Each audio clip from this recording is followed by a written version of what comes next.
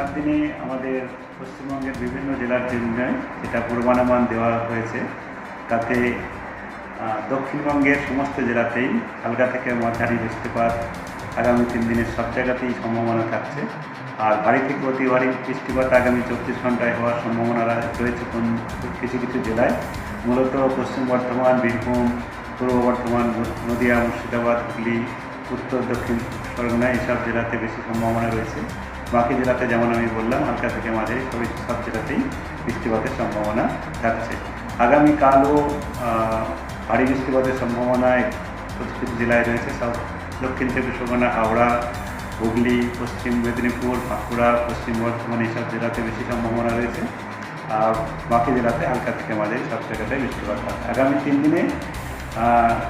আগামী আজ আর কাল তো থাকছেই, পরশু দিন 3 দিনে মানে বীরভূম, মুর্শিদাবাদে 30 তারিখেও বীরভূম, মুর্শিদাবাদে, নদিয়াতে 1-2 জায়গায় ভারী বৃষ্টিপাত হতে পারে। বাকি জেলাতে সব জায়গাতে হালকা থেকে মাঝারি বৃষ্টিপাত থাকবে।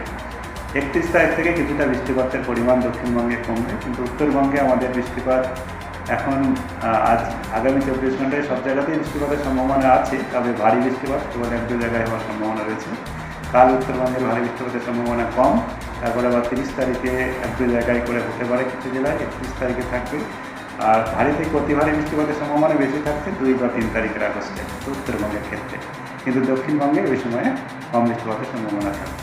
এখন আমাদের উত্তর বাংলাদেশে একটা ঘূর্ণাবর্ত রয়েছে বাতাসের উপরিভাগে, তার সঙ্গে আমাদের মৌসুমি নিম্নচাপ অক্ষরেখা যেটা হয় সেটা তো রয়েছেই। এরই প্রভাবে যে সেটা সক্রিয় রয়েছে আমাদের দক্ষিণবঙ্গের জন্য, তার জন্যেই আগামী 3 দিনের বৃষ্টিপাতের যেটা আমি বললাম। আর 3 দিন পরে একটু আমাদের উত্তরের দিকে নিম্নচাপ রেখা চলে যাওয়ার সম্ভাবনা থাকছে, তার জন্যে উত্তরবঙ্গে বৃষ্টিপাত পরে বাড়ার সম্ভাবনা থাকছে। কলকাতা তার পার্শ্ববর্তী অঞ্চলে আগামী 24 ঘন্টায় হালকা থেকে মাঝারি বৃষ্টিপাত কয়েক পশলাই হওয়ার সম্ভাবনা থাকছে। আর তার মধ্যে 1-2 পশলা ইন্টেন্স হওয়ার মানে 1 ঘন্টায় আওয়ারলি 2 থেকে 3 সেন্টিমিটার পর্যন্ত হওয়ার সম্ভাবনা থাকছে। ততটা ভারী থেকে অতি ভারী বৃষ্টিপাতের যেমন রয়েছে, আর ভারী বৃষ্টিপাত রয়েছে কাল। মূলত আগামী 24 ঘন্টাতেই সব থেকে দক্ষিণবঙ্গের জন্য।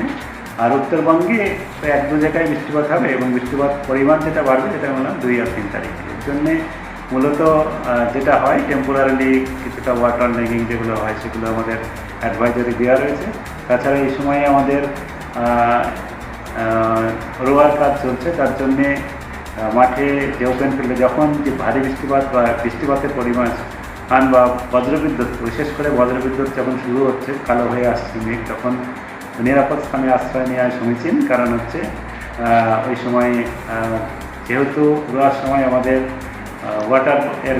জলের সংস্পর্শে থাকতে হয়, এবং ওপেন ফিল্ডে থাকলে সেটা লাইটনিংয়ের জন্যে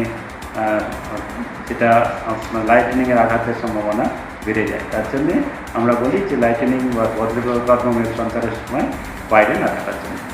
স্যার, তাপমাত্রার কীরকম পরিবর্তন কিছু থাকে? তাপমাত্রা এখন আমাদের আগামী 2 দিনে তো তাপমাত্রা স্বাভাবিক থেকে কমই থাকবে। কলকাতাতে যেমন আমাদের 30 থেকে 30-এর কাছাকাছি, 29 থেকে 31 এই রেঞ্জে। তারপরে 3 দিন পরে আবার একটু বাড়বে, 31 থেকে 33। তাপমাত্রা এখন খুব বেশি বাড়ার সম্ভাবনা নেই।